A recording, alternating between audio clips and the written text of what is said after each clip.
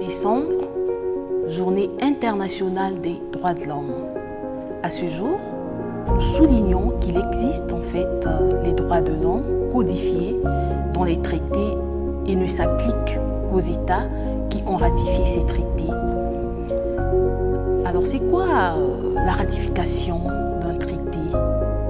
Mais par ratification d'un traité, les États en fait assument l'obligation juridique d'agir pour protéger et promouvoir les droits ouverts dans ces documents.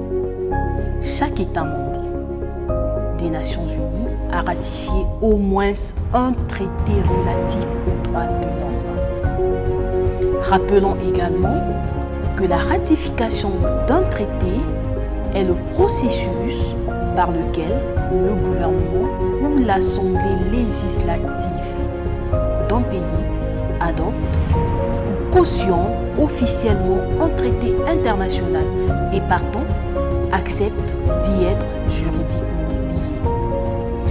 On peut donc signer un traité mais ne pas le ratifier.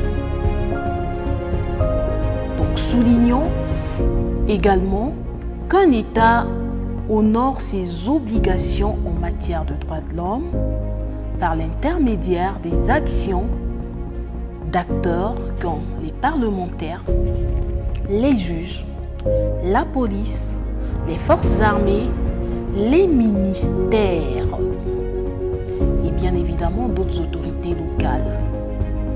Nous avons les maires, les députés. Il incombe donc à ces derniers de protéger et de promouvoir les droits de l'homme. Voilà. Et de veiller en fait à ce que aux besoins de la population. Voilà, donc l'État a un grand rôle à jouer dans la promotion, dans la protection des droits de l'homme. Les acteurs qui ne font peut-être pas partie officiellement du gouvernement ou de l'appareil d'État agissent en fait en son nom, ont également des obligations en matière de droits de l'homme.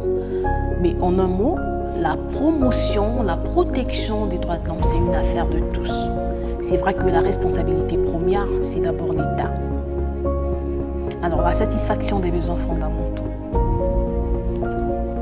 L'État doit promouvoir, l'État doit veiller à cela, c'est le B.A.B.A. Souvenons-nous de la pyramide de Maslow qui porte justement sur les besoins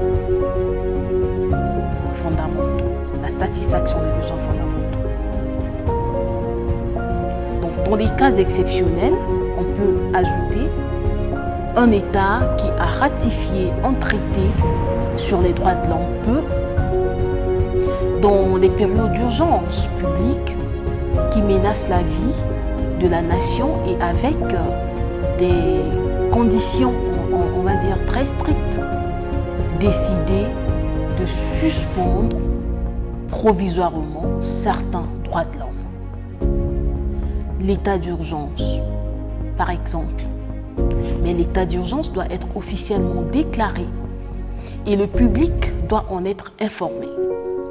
Ouais. Lorsqu'il y a l'état d'urgence, il y a certains droits de l'homme qui sont plus ou moins suspendus. Mais les dérogations doivent être strictement fonction des exigences de la situation et ne doivent pas être la source de discrimination liée à la race, à la couleur, le sexe, à la langue, à la religion ou encore l'origine sociale.